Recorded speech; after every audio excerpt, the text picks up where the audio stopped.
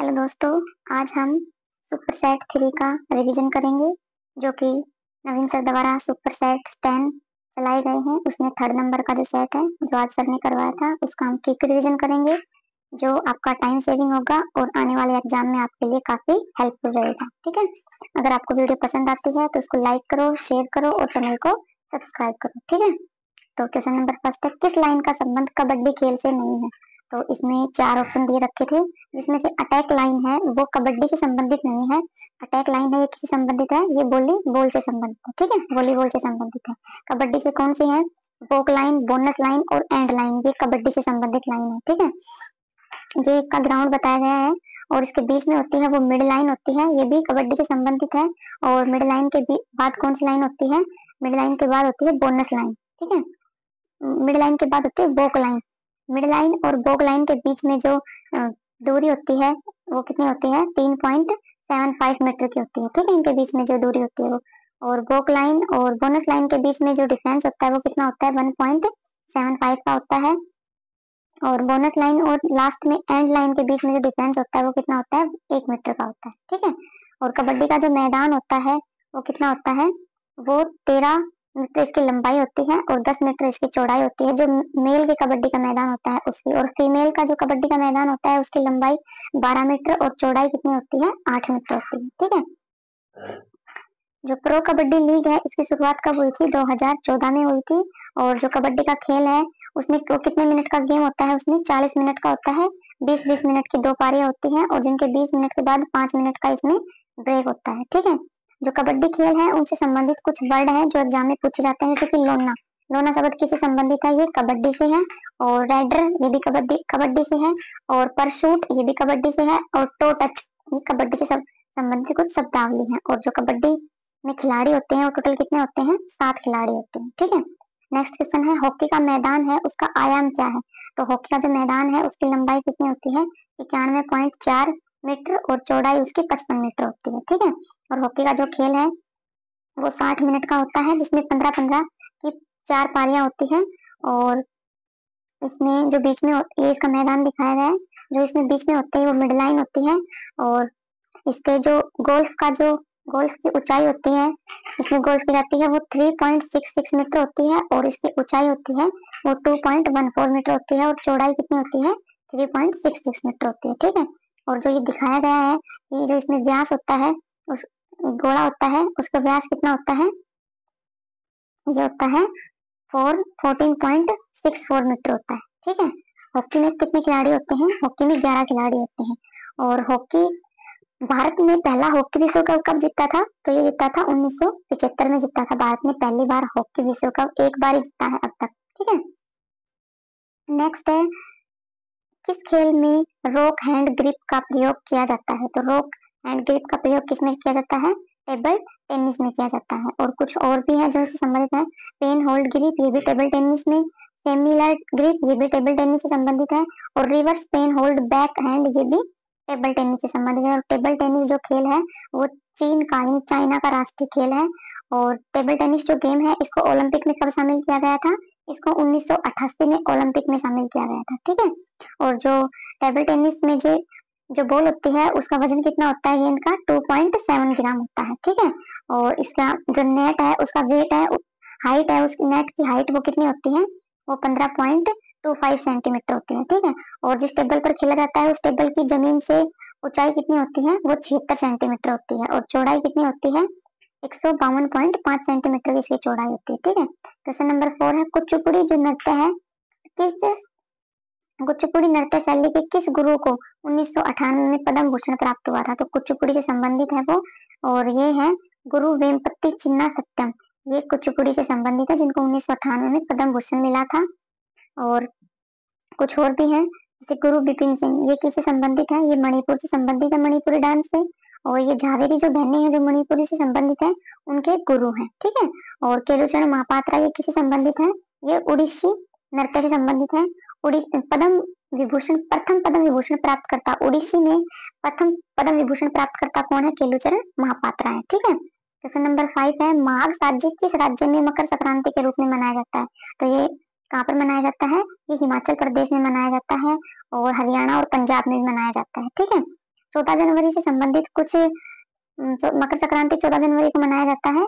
14 जनवरी को कुछ और भी त्योहार हैं जो मनाए जाते हैं अलग अलग। मकर संक्रांति मनाया जाता है जो अलग अलग स्टेट में इनको अलग अलग नाम से जाना जाता है। जैसे पोंगल है, ये भी 14 जनवरी को मनाया जाता है और तमिलनाडु में मनाया जाता है, ठीक है। और तिल्ला संक्रांत ये बिहार में मनाया जाता है। और उत्तरायण, माघी और सगराद ये कहाँ पर मनाई जाती है? जम्मू कश्मीर में, ठीक है। और भोगाली बिहू ये असम में मनाया जाता है, ठीक है। और खिचड़ी उत्सव ये कहाँ पर मनाया जाता है? यूपी में और वेस्ट बिहार में, ठीक है। और पोप संक्रांति ये वेस्ट बंगाल में, और मकर संक्रमण ये कर्नाटक में मनाया जाता है। और उत्तरायण महोत्सव गुजरात में मनाया जाता है। उत्तरायण तो कहाँ पर है? जम्मू कश्मीर में है उत्तरायण तो, और उत्तरायण है वो कर्नाटक में है, गुजरात में, ठीक है। क्वेश्चन नंबर 6 है, श्री मणि प्रसाद किस प्रकार के संगीत से संबंधित है? तो ये हिंदुस्तानी स्वर संगीत से संबंधित है और इनका घराना किराना घराना है, ठीक है। कर्नाटक संगीत स्वर जो दक्षिण भारत का संगीत है, और हिंदुस्तानी स्वर संगीत ये उत्तर भारत का संगीत है, ठीक है। 2019 में संगीत नाटक पुरस्कार मिला था किसको? श्री मणि प्रसाद को, ठीक है। और क्वेश्चन नंबर, और उनके गुरु है वो कौन है?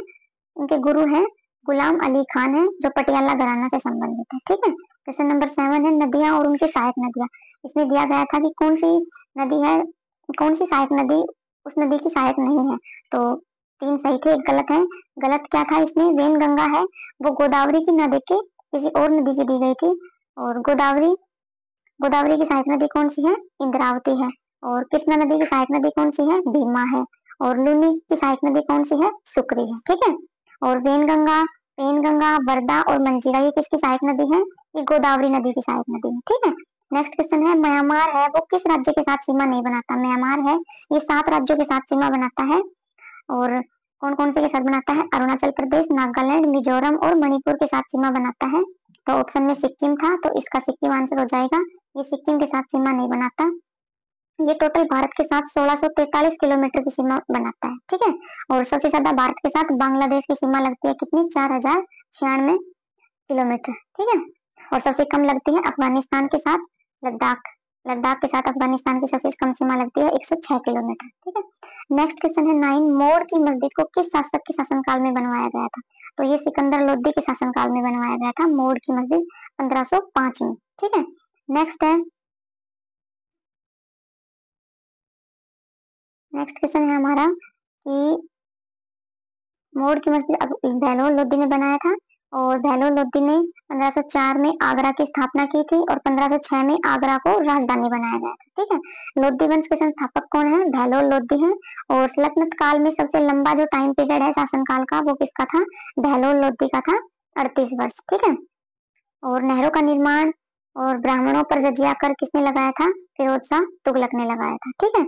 क्वेश्चन नंबर 10 है, किस सत्याग्रह का नेतृत्व डॉक्टर भीमराव अंबेडकर ने किया था? तो ये महाड़ सत्याग्रह था जो 20 मार्च 1927 को इसकी शुरुआत हुई थी। इसका नेतृत्व किसने किया था? भीमराव अंबेडकर ने किया था महाड़ सत्याग्रह का। कुछ और भी सत्याग्रह है, जैसे खेड़ा सत्याग्रह कब हुआ था? 1918 में। और ये इसका नेतृत्व किसने किया था? गांधी जी ने किया था। और व्यक्तिगत सत्याग्रह कब हुआ था? 17 अक्टूबर 1940 में इसकी शुरुआत हुई थी। इसकी शुरुआत भी किसने की थी? मोहनदास करमचंद गांधी ने की थी। और दिल्ली चलो का इसमें नारा दिया गया था।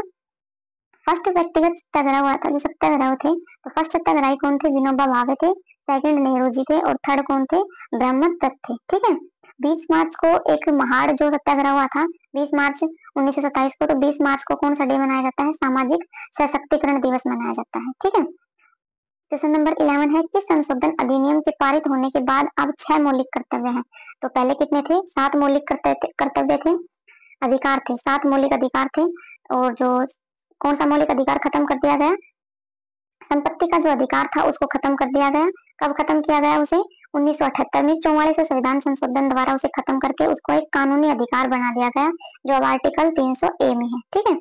नेक्स्ट है, यूपीएससी के जो सदस्यों का कार्यकाल होता है वो कितना होता है? यूपीएससी के जो सदस्य होते हैं उनका कार्यकाल 6 वर्ष या 65 वर्ष की आयु में जो भी पहले होगा वो उनका कार्यकाल होगा। और यूपीएससी के जो अध्यक्ष होते हैं, सदस्य होते हैं, उनकी नियुक्ति कौन करता है? राष्ट्रपति करता है, ठीक है। ऐसे ही स्टेट पब्लिक सर्विस कमीशन यानी कि राज्य लोक सेवा आयोग होते हैं, उनके सदस्यों का जो टाइम पीरियड होता है वो कितना होता है? 6 वर्ष या 62 वर्ष जो भी पहले हो वो होता है, ठीक है। और इनकी नियुक्ति कौन करता है? सदस्यों की राज्यपाल करता है, ठीक है। यूपीएससी है वो एक संवैधानिक निकाय है, यानी कि संविधान में इसका वर्णन है। और इसको केंद्रीय भर्ती एजेंसी भी कहते हैं। और यूपीएससी कौन से आर्टिकल में है? 315 से 323 के बीच में जो भी आर्टिकल है उनमें यूपीएससी के बारे में बताया गया है। और यूपीएससी के फर्स्ट अध्यक्ष कौन थे? रोस बोर्ड थे, जो 1926 में बने थे। और वर्तमान में यूपीएससी के अध्यक्ष कौन है? मनोज सोनी है। ठीक है। ऐसे ही एसएससी है। एसएससी का पहले नाम क्या था? सब ऑर्डिनेट सर्विस कमीशन था, जो 1977 में इसका नाम चेंज करके क्या कर दिया गया? स्टाफ सर्विस कमीशन कर दिया गया। ठीक है। और कर्मचारी चयन आयोग, और इसके अध्यक्ष कौन है? एस किशोर है। और इसका हेडक्वार्टर कहाँ पर है? नई दिल्ली में। क्वेश्चन नंबर 13 है, किस को पांचवी पंचवर्षीय योजना के दौरान पेश किया गया था? तो पांचवी पंचवर्षीय योजना के दौरान किसको पेश किया गया था? न्यूनतम आवश्यकता कार्यक्रम, इसको एमएनपी के नाम से भी जाना जाता है। और पांचवी पंचवर्षीय योजना का टाइम पीरियड, इसको टाइम पीरियड से 1 साल पहले ही मोरारजी देसाई की सरकार ने इसको बंद कर दिया गया था। 1974 से और 1978 के बीच में इसका टाइम है पांचवी पंचवर्षीय योजना का। पांचवी पंचवर्षीय योजना में गरीबी हटाओ का नारा दिया गया था। ठीक है। और रक्षा रोजगार केंद्रित योजना चलाई गई थी। और ये कौन से मॉडल पर आधारित था? ये डीपी धर मॉडल पर आधारित था। ठीक है। इसी योजना में, पांचवी पंचवर्षीय योजना में जो लक्ष्य था अचीव करना, वो 4.4% निर्धारित किया गया था। और जो उससे भी ज्यादा अचीव हुआ था 4.8। ठीक है। और अभी बताया मोरारजी देसाई की सरकार ने 1978 में इसको पांचवी पंचवर्षीय योजना को बंद कर दिया गया था। नेक्स्ट है, जब निर्यात आयात से अधिक होता है तो किस स्थिति में जाना जाता है? तो जब निर्यात ज्यादा और आयात से अधिक होता है तो उसे व्यापार अधिशेष कहा जाता है, ट्रेड सरप्लस। ठीक है। और इनसे संबंधित कुछ और भी शब्द हैं, जैसे कि राजस्व अधिशेष। राजस्व अधिशेष कब होता है? जब शुद्ध आय शुद्ध व्यय से अधिक होती है, नेट इनकम नेट एक्सपेंसेस से ज्यादा होती है तो राजस्व अधिशेष होता है। और व्यापार घाटा कब होता है? जब आयात निर्यात से ज्यादा होता है तो व्यापार घाटा होता है। ठीक है। क्वेश्चन नंबर 15 है, कार्बोहाइड्रेट प्रोटीन और वसा के पूर्ण पाचन का स्थल है, जगह कौन सी है? तो वो है छोटी आंत। ठीक है।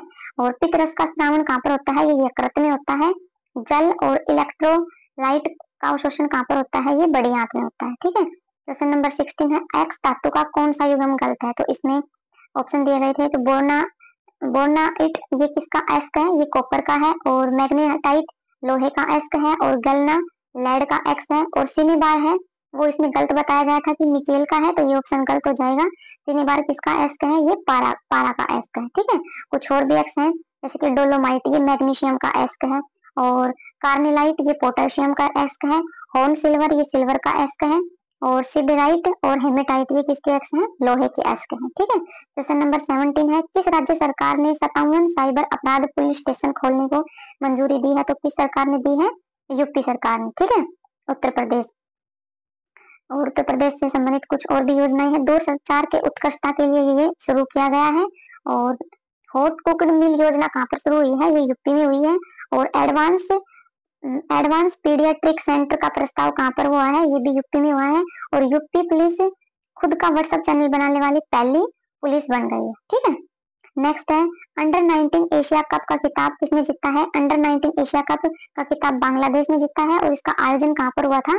यूएई में हुआ था। ठीक है। और एशिया कप 2023 किसने जीता है? ये भारत ने जीता है, श्रीलंका को हराकर।